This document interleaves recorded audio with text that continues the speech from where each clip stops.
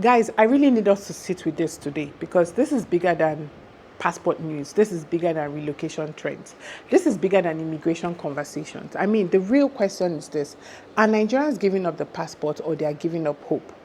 Because when I saw the news about the federal government directing the withdrawal and deactivation of passports belonging to citizens who formerly renounced Nigerian citizenship, something about it felt deeper than policy. It felt symbolic because a passport is never just a travel document. Sometimes it becomes a reflection of how people feel about home.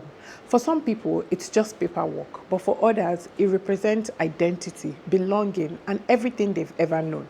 And today, I want us to talk honestly, not from anger, not from judgment, but from understanding. Because so many Nigerians are tired. Some have left, some want to leave, and some who have left are now asking themselves, what exactly am I holding on to? Let's be honest, this conversation is not really about the passport. The passport is just the symbol. The real issue is what it actually represents. For years, many Nigerians have carried a quiet emotional conflict. You love your country, but your country exhausts you. You're proud to be Nigerian, but being Nigerian can feel heavy. And that is the contradiction so many people live with. Because how do you love a place that constantly keeps disappointing you? How do you stay loyal to something that doesn't feel stable? I mean, nobody wakes up and casually says, I want to renounce my citizenship. That decision usually sits on years of frustration, comes from years of trying, years of surviving, years of hoping things will change. And yes, legally this process is about citizenship renunciation, not just about giving up a passport. And once it is formally approved, the passport is withdrawn and deactivated. But emotionally, it's something deeper, and it's about hope. Because what happens when hope starts to fade? You start adjusting your expectations, then your dreams, then your plans, until eventually your future no longer feels tied to where you are. And this is where the shift begins. People don't always live physically first, they live emotionally first. They start saying, I just need to japa. My life will start when I leave. Nothing works here. And that language is not just trend language, it is emotional exhaustion. Because for so many people, daily life feels like survival. Power instability, rising cost, currency pressure, uncertainty. And over time, even strong people start to detach emotionally. Not because they don't care, but because they are tired. Imagine a young, smart, hardworking Nigerian full of ideas, maybe in tech, maybe business, maybe creative work. He tries everything, but every step comes with a friction. Electricity fails in the middle of work. Data is expensive and unstable. Tools are harder to access. Plans are interrupted constantly. Then one opportunity changes everything. He moves abroad, and suddenly things work. Effort produces results. Systems support him. And now the question becomes, did he leave because he hates Nigeria or because another environment finally allowed him to go?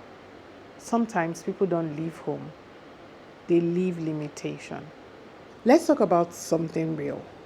Japa is no longer a slang. It's a mindset, it's a dream, a strategy. For many young Nigerians, living has become the goal, not because they lack ambition, but because they feel ambition needs a different environment to survive. And that says something.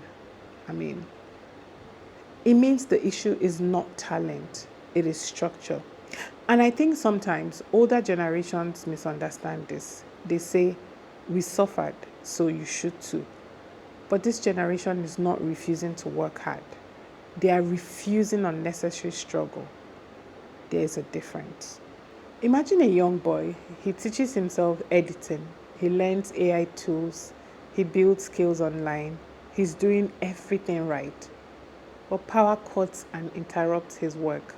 Internet is unstable, equipment is expensive. Then he gets a chance abroad. Within months, everything changes. Income grows, his skills scale, his ideas become real. So again, did he leave because he hates Nigeria or because he finally found structure? But here's the part nobody talks about. Even after leaving, Nigeria doesn't leave you. It stays in your voice, in your food, in your humor, in your mindset. So when people renounce citizenship formally, emotionally it's not always simple. Because citizenship is legal, but identity is deeper. This is why this conversation is not just about the law, it's about belonging. Let's be fair. Not everyone who leaves is giving up. Some people still love Nigeria deeply. I mean, they support family back home, they watch channels like mine, they invest here, they come back every now and then, they carry dual realities at the same time. So this is not just simply giving up. It's not a conversation about giving up. Sometimes it's strategy, sometimes it's opportunity, and sometimes it's survival. And all of that can coexist at the same time. So what is really happening?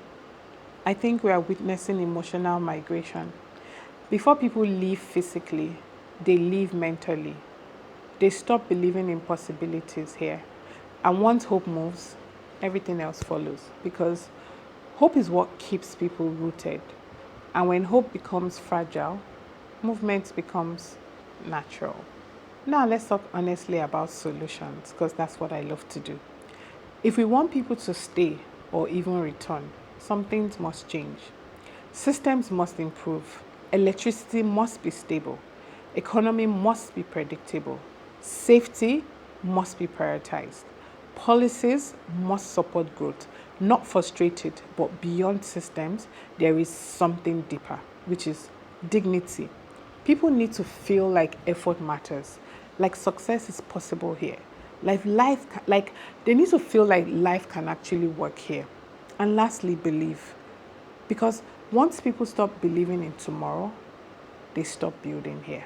I think that's why this conversation hits so deeply, because it's not just about leaving. It's about why staying feels harder for so many people. And we have to be honest about that, because sometimes the people speaking the loudest about Nigeria are the ones who still care the most. So I'll ask you one last time. Are Nigerians giving up their passport or giving up hope? Because those are two very different realities. One is legal, the other is emotional. And maybe until we understand that difference, this conversation will keep growing. And more people will keep living in different ways, physically, emotionally, or both. Now, if you ever left Nigeria, I would like to know, why did you leave? And if you're ever planning to come back, I want to know, what calls you back home? And if you've been in between coming back, but you want a lot of things to change, I would also like to ask in the comment section, what will you like to change? What is that change that will make you consider the move back to Nigeria? It is important we start having this conversation, especially as election draws close. My name remains Serahdonaldp, and stay blessed.